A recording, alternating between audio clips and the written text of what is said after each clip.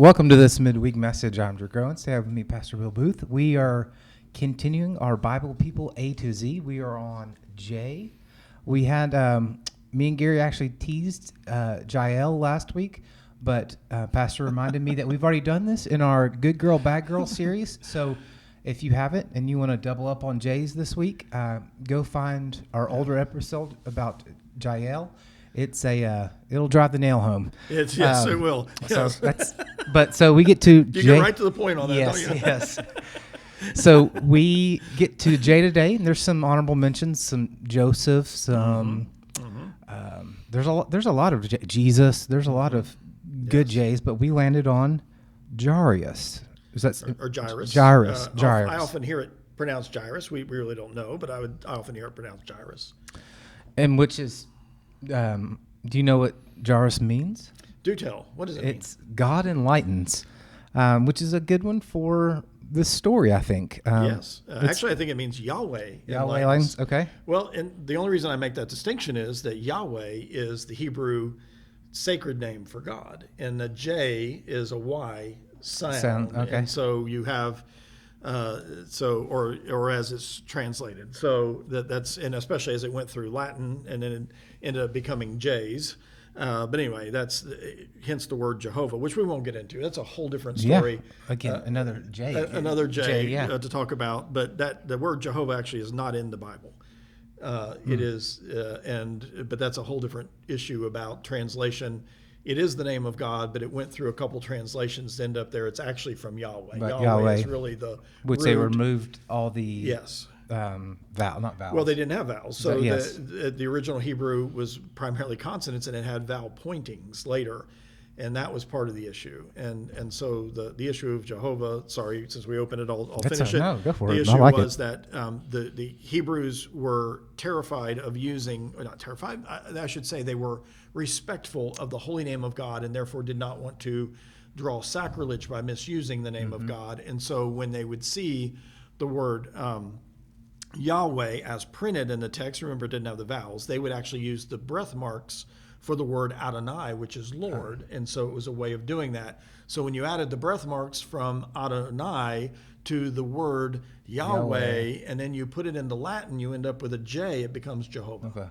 And so that became a way of people talking about that, and that was the way it got transliterated into Latin and then moving forward. So I just, again, if it's a meaningful name to you, don't be offended by it. I'm only saying to you that there was a translation issue as to how we even got that name. Yahweh is technically the covenant name for God that we find throughout Scripture.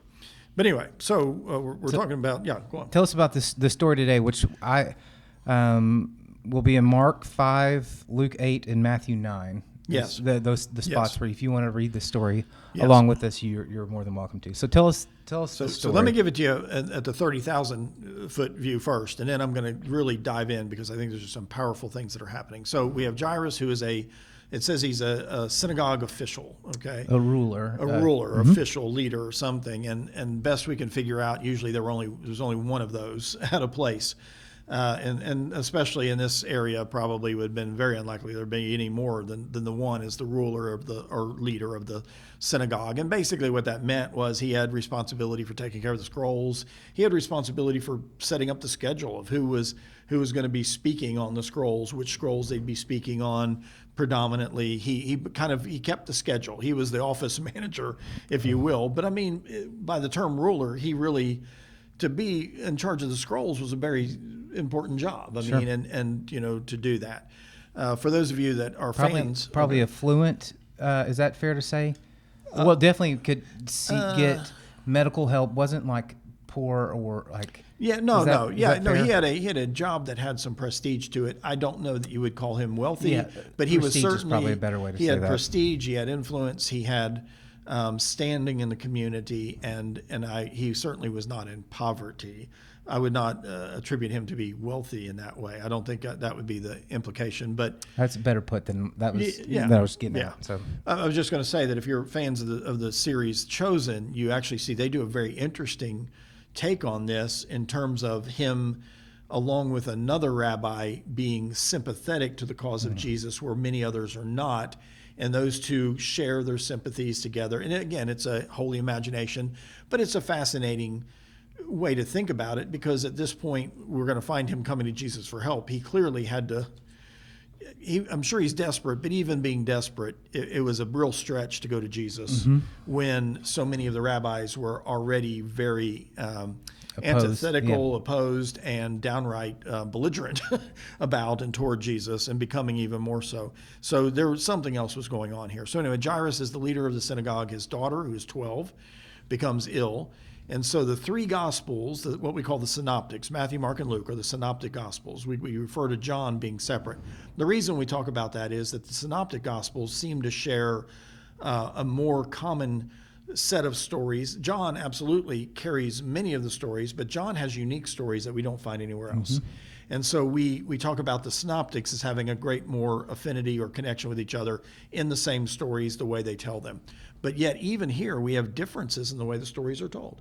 And we're going to unfold that here in just a moment, or unpack that, so that we can look at those differences. And again, let me just say up front, these differences do not cause us to negate these stories. It just tells us that the different writer had different emphasis or different theme in mind that they were trying to do. So it doesn't challenge us to do that, but it does at least make us be humble to recognize that we're hearing these stories and have to recognize there's some fluctuation there, and it's okay. So anyway, the leader goes to Jesus. His daughter's sick. He wants healing. They're on their way to do that, and then there is another story sandwiched in the middle of this. So he's gone and pleaded. Yes. And depending on which one, she's dying or has died. Yes. Correct. All right, Correct. let's go see her. And on the way to that is where Correct. this other thing gets. Yes. No, correct. I'm actually looking at my notes here, because there was they used a term that I was not familiar with, and I'm trying to find it. Oh, here it is. Intercalation intercalation is the term they use, and that was new to me. But it means a sandwich story. And I'm gonna have to. Yeah, I'm gonna intercalation. There it is. I can let you see it right there. So that is a term that is new to me. Though I'm familiar with the concept of a sandwich story, and Sure. I've heard other terms, but this was a new term on me.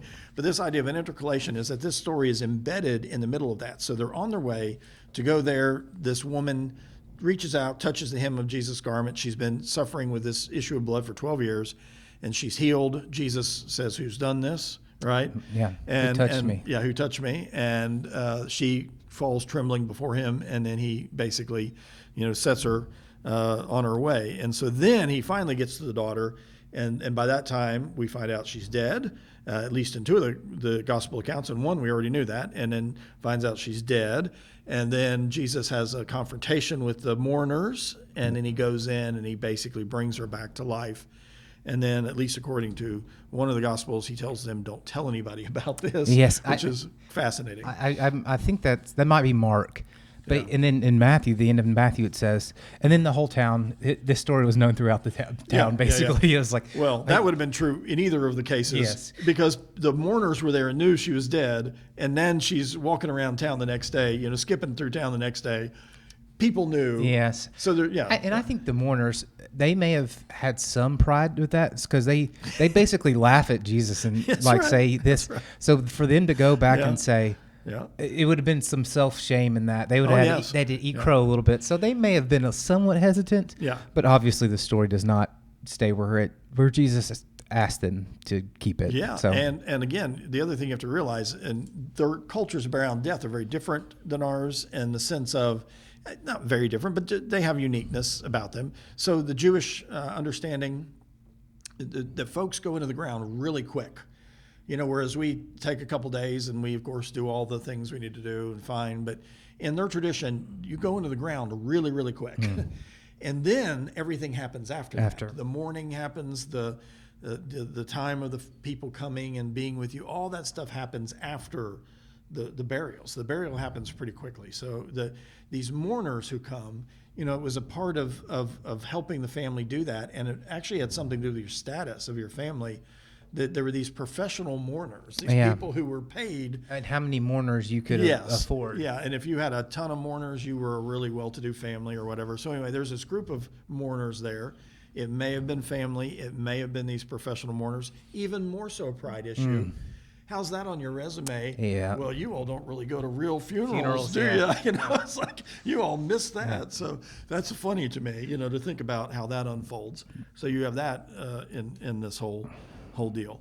So again, Matthew is the one who tells us, interestingly, of the Synoptic Gospels, it appears, we believe Mark was the first written gospel. And so a lot of Mark is kind of the basis for which everything else happens.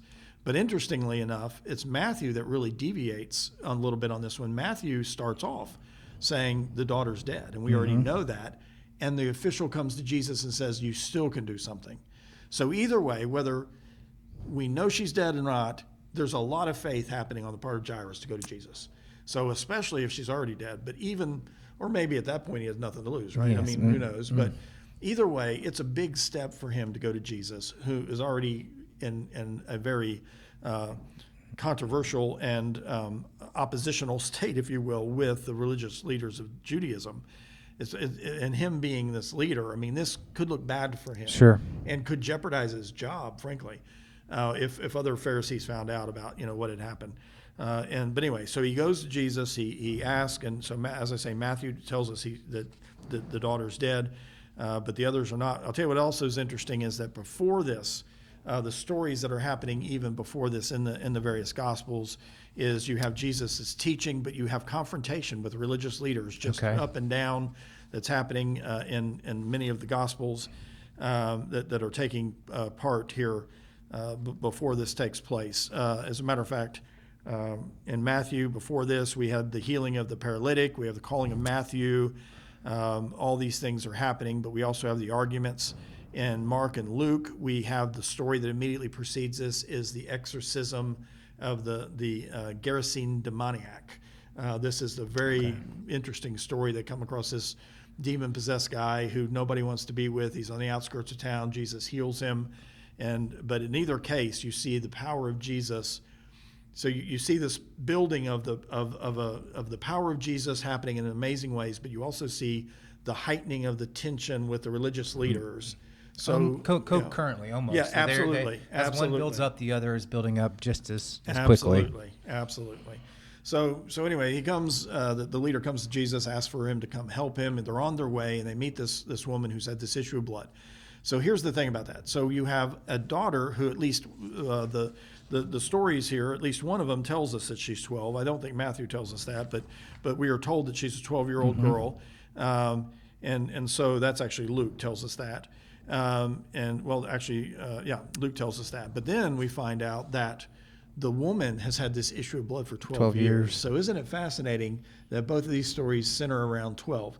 Now, you could really get off if you want to dive in the deep end, you could. The 12 tribes, you could talk about how often 12 has been a significant number in the life of Judaism. You could say, in some ways, Jesus is saying, I am even Lord over all of these things, but you have to also go back culturally and realize that age 12 was when a young lady was becoming a woman in the Jewish culture. And puberty may be starting. Hitting things puberty, like that. And so part of the loss, if you just want to be really crass about it, was that he was losing his only daughter, who he could then not marry off. Yep, who's of, approaching marrying age. Yes, exactly. absolutely. Absolutely. And so he was losing something there, aside from just his cherished daughter. So you have those things that are at play. But at the 12, so the juxtaposition of the two, the way that these two things are held side by side in a dramatic tension of the ruler with the 12-year-old, the woman who 12 years has not been able to move. And in either case, it kept both of them from moving into their fullest status of womanhood in their own society. The girl was no longer going to be able to go and become a wife or whatever, but the one who had the issue of blood, she was ceremonially unclean so all the time. She was also ostracized outside of, removed from her community, and could not fulfill or live into the height of her understanding of who she was called to be or wanted to be, fully integrated in society in that way. Both of them were held out from that, if that makes sense. So we see that challenge or that tension that happens there, and so this interesting story is. I also want you to think about the drama of the man musters up the courage to go to Jesus and says, will you please come heal my daughter? Jesus says, well, sure, let's go do this. They're on their way and they get detoured. They stop. It's the sidetrack, yeah. That's kind of my application piece in this. It's like, we don't have time to stop for, we've got to get going here. Yes. And how many times have we, being busy, and by the way, think about the story of the Good Samaritan, that some of the religious leaders that were on their way, you could easily make an argument they were on their way to go do good things at the synagogue or go do things at the temple. They were on their way to do something important, so they didn't have time to help the fellow in the ditch. And how many times have we done that? And I just can't even imagine this guy's anxiety just going through the roof the longer that they're going, especially in the versions where we don't know that she's dead yet. Yeah. Think about the tension of that. If we don't get there in time, what's going to happen? And you're stopping to do this, you know? So what are you going to do? I think the disciples, though, also were impatient with the fact that Jesus responds in this way. And the scriptures pretty much say, look, Jesus, you're crowded around with a bunch of people. Everybody's touching you. Yeah. What a silly thing about, somebody's touching you. And yet they figure out quickly, he knows something more dramatic has happened. Power has gone out. And he says, who touched me? And there's some implication, I think it's a little scarce, but some implication that it was almost done in an accusatory way, that it was almost, because the woman does come trembling before him. But I think that has more to do with the fact that she's an unclean woman who wasn't supposed to be in the crowd to begin with. She's all of a sudden now been found out. I think that has more to do with it. I don't think Jesus was scolding. I think it also could be like respecting. And her faith to touch his garment has healed her. So she also has this reverence and awe. I do think there may be a little bit like, who touched me? But it's also I think she's reverent of him. I think the emphasis in his words was more to get the disciples' attention than it was hers. The disciples are, which happens often in Scripture as we read. Right, they're on their way. They're escorting Jesus to the miracle. I mean, they're doing their important job of escorting Jesus to his miracles. Right. I mean, they're walking along carrying the goods and escorting him to the miracles. That's their part of it. And at this point, and so it's like, we need to get moving. I mean, I just see one of them saying, look, we got a schedule to keep here. Let's get going, and, whatever. And their impatience with Jesus is interesting, Which it probably grows after this, because then they get there to the second miracle site. Yes. And he's like, only you guys can come in with me. So then you're like, again, like, I don't know. Peter, James, and John are the only three that are allowed to go with him into the actual healing. And again, this, which is another fascinating story about the way that Jesus worked with the disciples, and the way that we often do things is that Jesus invested in everyone, and Jesus gave everybody opportunity. But there were some he invested more in, because there was leadership there. And I think sometimes we get kind of this silly notion that everything has to be completely equal. About everything, and that's not necessarily true. I mean, it did not demonstrate that Jesus loved them more than others. It wasn't that at all. It was that they were held to a higher accountability because he saw leadership in them, and he was calling it out of them. And so, I mean, he was actually moving them into their giftedness, and so they were the three who got to witness this and be a part of it. But notice these also become leaders in the church, in significant ways after that unfolds. That's a pretty good point too, and I'm not going to change my life application piece, but I could be talked into it with that piece. Mine kind of goes along with that first part of like, sometimes our faith in Jesus is more important than our plans to help Jesus. No, yes. So it's they get sidetracked again. Good things are okay. Yes. God inspired or God led things are great things. Sometimes it's okay to not get you to your good thing if God gives you a divine appointment right in front of you, which I think, speaking for myself, I've been guilty of passing up a divine appointment for a good thing. So that's kind of my application piece out of this story today. Well, again, sometimes we're so religious or so pious that we are not spiritual. That we are. I mean, is that a scary statement? But I mean, that we can be so religious and so pious that we miss the moment of what happens. It's Jesus walking through the field on the Sabbath with his hungry disciples, and he picked the grain. It's okay. You're with the Lord of the Sabbath. It'll be all right. Yeah. And some Pharisee, I always love when Jesus does something like that. A Pharisee pops out of a bush. I mean, it must be like a law of nature. They're following around. That's right. It's the gotcha moment. Yeah, they pop up, pop-up Pharisees happen all the time. And in our own lives, we have pop-up Pharisees, and these things happen. And, in my own journey, the times you make commitments, you make decisions, you do those things, and then you have to say, what does this mean? I've discovered being in other cultures, people do things in different ways, and there are things that you're going to, have to say, look, I'm going to have to just sort of back up on that. That's a cultural thing, and that has nothing else to do with, and it'll be okay, and this will be all right. And what are you really trying to do here? And so I think that you're right, that this is a big part of this is, how do we slow down enough to let Jesus be Jesus and follow him exactly in what he's doing there, and let Jesus be Jesus as he heals, as he chooses to do so, and brings life transformation. And how are we going to be faithful to do that? I'm also, one other thing I'll just throw out real quick is this whole thing about Jesus was just so in touch with who he was and his mission and what he was about, that the people that laugh at him, the mourners laugh at him because they know the girl is dead, and he says she's sleeping. And they think that he's some ignorant man who just doesn't know, or he's naive or whatever.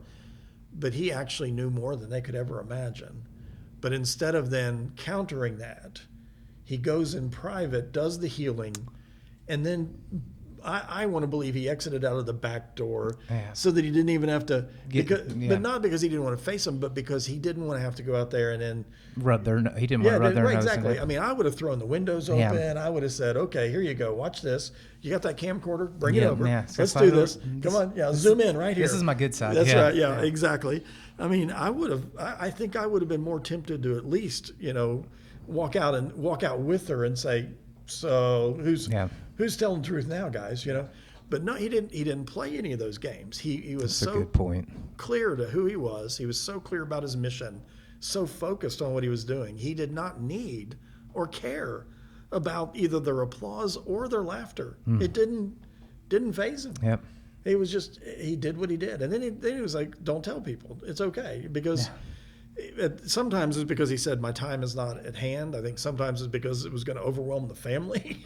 I think, and again, as those turmoil it doesn't want to reach the breaking point before too soon. Correct. Before it's time. Exactly. So Exactly. Yeah. Anyway, so those are things that I saw in Jairus. So very cool. Well, thank you for doing this today. Thanks for listening and watching out there. I hope you stay connected and stay encouraged.